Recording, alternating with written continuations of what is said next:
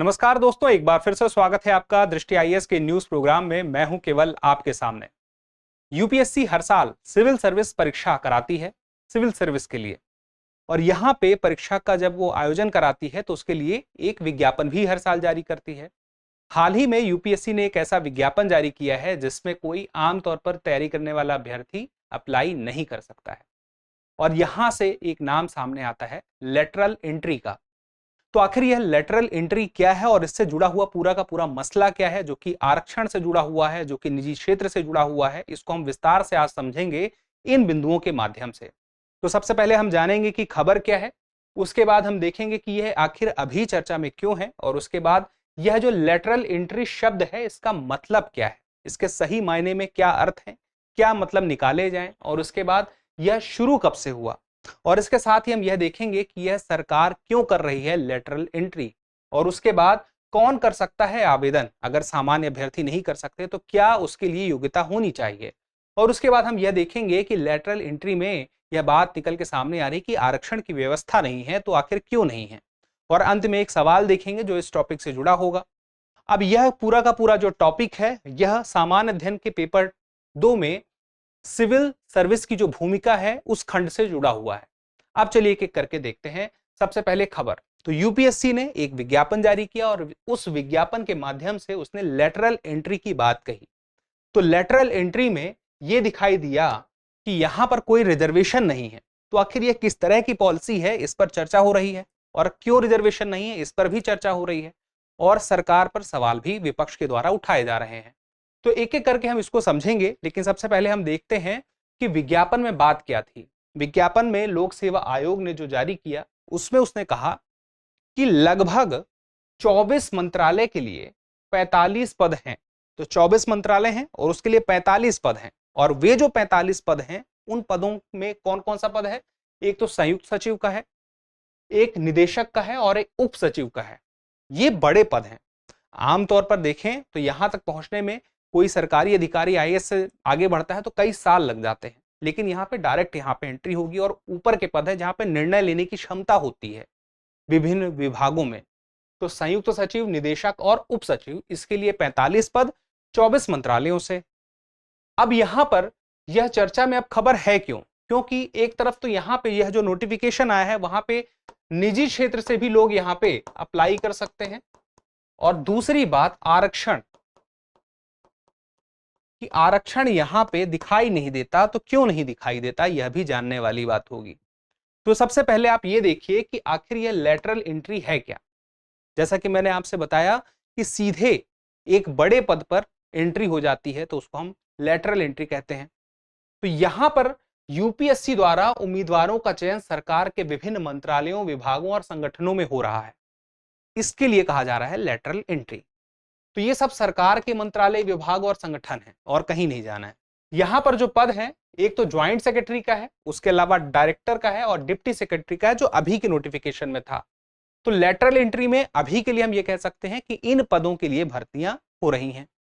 अब यहां पे देखिए कि सिविल सेवा अमूमन जो कोई विद्यार्थी क्लियर करता है तो वह जब शुरू में क्लियर करता है यूपीएससी का एग्जाम तो आईएएस बनेगा, आईपीएस बनेगा, आईआरएस बनेगा, या जो भी पद वहां पे उसके लिए रहेंगे। तो शुरुआत जैसे एक आईएएस के लिए क्या होती है, एक एसडीएम के पद से होती है, फिर वह आईएएस बनता है, फिर उसके बाद वह स्टेट में वहां के सचिवालय में जाता है, फिर उसके बाद आगे बढ़ता है, और उसके बाद केंद्र में आता है। तो इसमें कई वर्ष लग जाते हैं, लेकिन वो प्रक्रिया यहाँ पे नहीं होती है, क्योंकि यहाँ पे यह प्रयास किया जाता है कि बिना किसी एग्जाम के किसी ऐसे व्यक्ति को रख लिया जाए एक ऊपर के पद पर, एक बड़े पद पर, जहां पर उसके पास उस क्षेत्र का विशिष्ट ज्ञान हो। तो जब उस क्षेत्र का विशिष्ट ज्ञान रहेगा तो वह उस ज्ञान का उपयोग अपने निर्णयों में कर सकेगा, कुछ प्रभावी कार्य कर सकेगा। तो यह जो कार्य होगा प्राइवेट क्षेत्र से जो विशेषज्ञ हैं उनको मौका दिया जाएगा इस कार्य के लिए, क्योंकि प्राइवेट क्षेत्र में उनके पास कई वर्षों का एक खास क्षेत्र का अनुभव है। जैसे कि अगर हम बात करें वित्त मंत्रालय में, तो वित्त से जुड़ा हुआ अनुभव अगर किसी के पास है, जैसे किसी बैंक से जुड़ा हुआ अनुभव है किसी के पास, किसी प्राइवेट बैंक में वह व्यक्ति है, तो उसको मौका मिल सकता है। इसी प्रकार से अलग अलग क्षेत्रों में, तकनीकी के क्षेत्रों में अलग है। तो यहां पे देखें तो यह जो एंट्री होगी कुछ वर्ष के लिए होगी, ऐसा नहीं है कि लंबे समय के लिए होगी, 20-30 साल, 40 साल, ऐसा कुछ भी नहीं है। सिर्फ 3 साल का अनुबंध है, और साथ में 2 साल के लिए इसको बाद में यानी कि 5 साल तक इसको बढ़ाया जा सकता है। तो ये स्पष्ट रहेगी, 3 साल तक का अनुबंध है, 5 साल तक बढ़ाया जा सकता है। अब बात आती है कि इसकी शुरुआत कब से हुई। शुरुआत का एक बहुत ही अच्छा उदाहरण अगर देना हो लेटरल एंट्री के लिए, तो जो मनमोहन सिंह हैं, भारत के जो पूर्व प्रधानमंत्री हैं, 1971 में केंद्र सरकार में उन्हें आर्थिक सलाहकार के रूप में नियुक्त किया गया था। इसको लेटरल एंट्री का उदाहरण मान सकते हैं, क्योंकि इसके पहले वो कहां थे, इसके पहले वो एक प्रोफेसर थे। तो प्रोफेसर थे वो कहीं पे, और उसके बाद वो पहुंचते हैं कहां पे, आर्थिक सलाहकार बन जाते हैं 1971 में। तो एक उदाहरण है, लेकिन हम जिस लेटरल एंट्री की अभी बात कर रहे हैं वो कुछ खास पदों के लिए है, और वह प्रशासन में है, किस प्रकार से है वह अभी हाल ही में शुरू हुआ है। उसके लिए कुछ समय पहले, कुछ वर्षों पहले हम कह सकते हैं कि एक आयोग और एक कमेटी के द्वारा रिकमेंडेशन भी हुआ था। जैसे कि दूसरा प्रशासनिक सुधार आयोग था, जिसकी अध्यक्षता किसने की थी, वह की थी वीरप्पा मोइली ने, और 2005 में इनके द्वारा यह स्पष्ट कहा गया कि अगर लेटरल एंट्री होगी, विशेषज्ञों को रखा जाएगा तो अच्छा रहेगा, लेकिन यह बात स्वीकार नहीं हुई। फिर उसके बाद सिविल सेवा रिव्यू कमेटी भी देखिए 2002 में, उसकी अध्यक्षता योगेंद्र अलग। तो 2002 में एक कमेटी ने भी एक बात रिकमेंड की थी कि लेटरल एंट्री होनी चाहिए, और 2005 में फिर आयोग ने भी, प्रशासनिक सुधार आयोग ने कहा। लेकिन हुई कब पहली बार, तो 2018 में पहली बार हुई। अब 2018 में जब पहली बार हुई तो किस पद के लिए हुई, वह पद था संयुक्त सचिव स्तर का पद था, सिर्फ इसी पद के लिए हुई थी। लेकिन अभी जो हो रहा है वह संयुक्त सचिव के लिए भी हो रहा है, निदेशक के लिए भी हो रहा है, और उप सचिव स्तर के लिए भी हो रहा है। अब इन तीनों के स्तर को अगर आप देखना हो तो जो संयुक्त सचिव का स्तर है इनमें सबसे ऊपर है, और किसी भी विभाग में तीसरे नंबर का सबसे प्रमुख पद है, वह है संयुक्त सचिव। और संयुक्त सचिव से एक पद नीचे जाएंगे तो निदेशक का पद है, एक स्तर नीचे जाएंगे, और एक लेवल और नीचे जाएंगे तो उप सचिव का पद है। तो अभी भारत सरकार का यह कहना है कि वर्तमान में जितने भी लोग ऐसे लेटरल एंट्री से चुने गए हैं वे बेहतर तरीके से कार्य कर रहे हैं, उसमें कोई दिक्कत नहीं आ रही। इसी वजह से वो चाहते हैं कि और लोगों को इसमें लिया जाए और विशेषज्ञता का इस्तेमाल उनका किया जाए। तो यहां पे लेटरल एंट्री क्यों कर रही है सरकार, ये बात समझिए। सबसे बड़ी बात यही है कि नई प्रतिभाएं जो हैं, जिसका उपयोग प्रशासन में, ब्यूरोक्रेसी में हो सकता है, अधिकारी तंत्र में हो सकता है, वो हो सके। क्योंकि अभी जो समय है वो वैश्वीकरण का है, और वैश्वीकरण के समय में, ग्लोबलाइजेशन के समय में, दुनिया के पास जब डाटा बहुत कम समय में बहुत जल्दी एक जगह से दूसरी जगह तक जा रहा है और एक जगह का असर दूसरी जगह हो रहा है, तो ऐसे में जो ब्यूरोक्रेसी है वो भी बहुत सजग रहे, वह भी अपना काम बहुत बेहतरीन तरीके से कर सके, उसमें एक गति आ सके। तो उसके लिए जरूरी है कि अलग अलग जो क्षेत्र हैं, उस क्षेत्र के जो विशिष्ट व्यक्ति हैं वो उससे संबंधित निर्णय ले सकें। अब यहां पे बात आती है कि आवेदन कर कौन सकता है। तो आवेदन करने के लिए बहुत सारे इसमें लोग हैं अलग अलग क्षेत्र से जो आवेदन कर सकते हैं, जैसे कि राज्य सरकार में कार्यरत कोई अधिकारी है, या फिर सार्वजनिक क्षेत्र के उपक्रम जिसे पीएसयू बोलते हैं वहां से कोई है, या कोई स्वायत्त निकाय है जैसे कोई प्राधिकरण है वहां से भी कोई कर सकता है, वैधानिक संगठन है, यूनिवर्सिटी है, रिसर्च से जुड़े संस्थान हैं, इसके अलावा जो निजी क्षेत्र की कंपनियां हैं, कंसल्टेंसी है, ऑर्गेनाइजेशन है, इंटरनेशनल ऑर्गेनाइजेशन है, या फिर बहुराष्ट्रीय संगठन है, अलग अलग प्रकार से इन सब से मौका इन्हें मिलेगा कि ये ज्वाइन कर सकते हैं। लेकिन यहां पर जो ज्वाइन करना है तो सीधे ये इंटरव्यू बेस पे होगा, इन्हें कोई परीक्षा नहीं देनी पड़ेगी, सिर्फ इनका इंटरव्यू होगा, और सरकार को जब लगेगा तो सरकार इन्हें ज्वाइन करा सकती है, जो पद हैं उतने ही पदों पर। लेकिन यहाँ पे कुछ सीमा योग्यता के लिए निर्धारित है, जैसे कि अनुभव।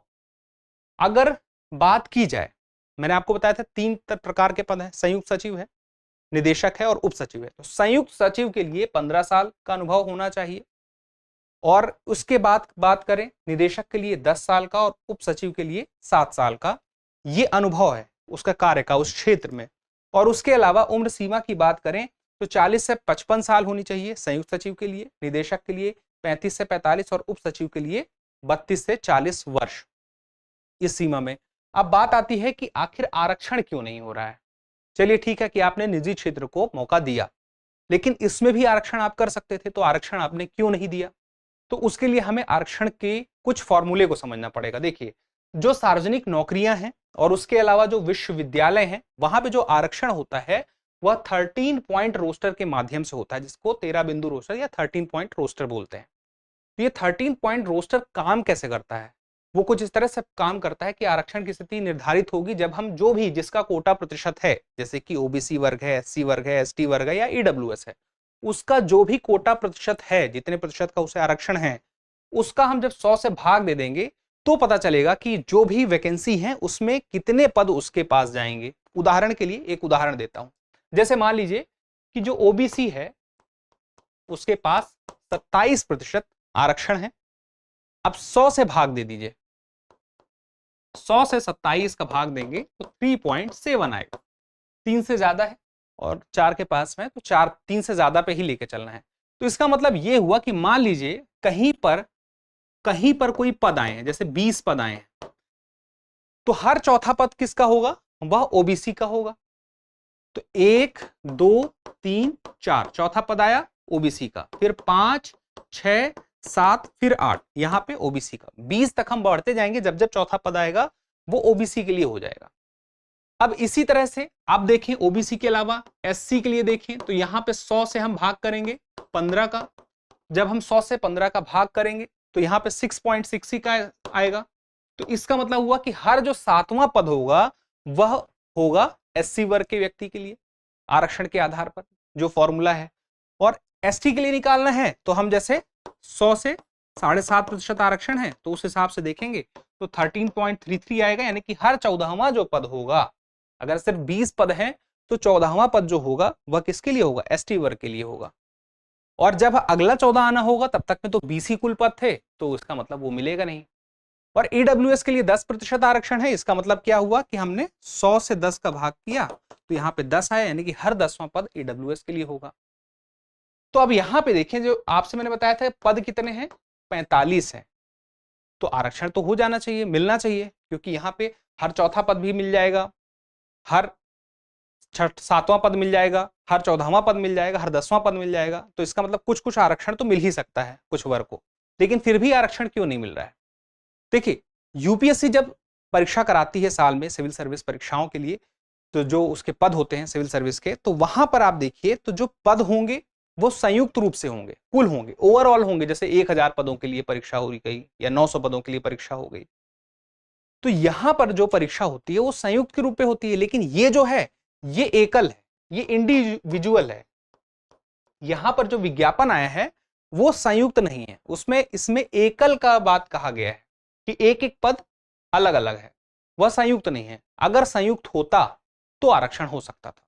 जैसे मान लीजिए कि कहीं किसी पर जगह पर 3 पद आए हैं, अब मैंने आपसे क्या कहा था कि चौथा पद जो होगा वहां पे ओबीसी को मिलेगा, तो 3 तक तो मिलेगा ही नहीं, अगर 3 भी होते तो भी नहीं मिलता। और यहाँ पे तो एकल कह रहा है, इंडिविजुअल, यानी कि 45 जो पद हैं वो सब में सब अपने अपने एक एक हैं, वो अलग अलग करके ही देखे जाएंगे। और जब एक एक रूप में देखे जाएंगे तो ऐसे में आरक्षण नहीं होगा, क्योंकि वो इंडिविजुअल है। ये आधार बताया जा रहा है कि इसमें आरक्षण नहीं है। तो आरक्षण नहीं होना की जो वजह है वो 13 पॉइंट रोस्टर है, और उस 13 पॉइंट रोस्टर के साथ जो दूसरी पॉइंट जुड़ता है वो जुड़ता है इंडिविजुअल पोस्ट। तो यह इंडिविजुअल पोस्ट है, सबके लिए अलग अलग नियुक्ति होगी, अलग अलग पद रहेंगे, तो अलग अलग तरीके से अलग अलग विभाग में उसकी पोस्टिंग होगी।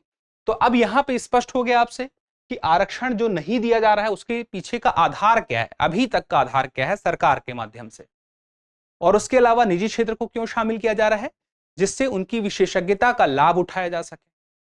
तो ये 2 बातें हैं जो आपको ध्यान रखनी है। और उसके बाद अब देखते हैं आज का अभ्यास प्रश्न। संयुक्त सचिव स्तर के लिए लेटरल एंट्री की शुरुआत किस वर्ष से हुई थी? 2017, 2018, 2023 या 2024? इस सवाल का जवाब आप जरूर दीजिएगा, क्योंकि जब आप जवाब देते हैं तो हमें और बेहतर करने की प्रेरणा मिलती है। फिलहाल के लिए इतना ही, जल्दी मिलते हैं अगले एपिसोड में। तब तक के लिए स्वस्थ रहें, मस्त रहें और पढ़ते रहें। धन्यवाद। डियर व्यूअर्स, अपने एग्जाम की तैयारी को और बेहतर करने के लिए हमारे चैनल को लाइक, शेयर और सब्सक्राइब करना न भूलें।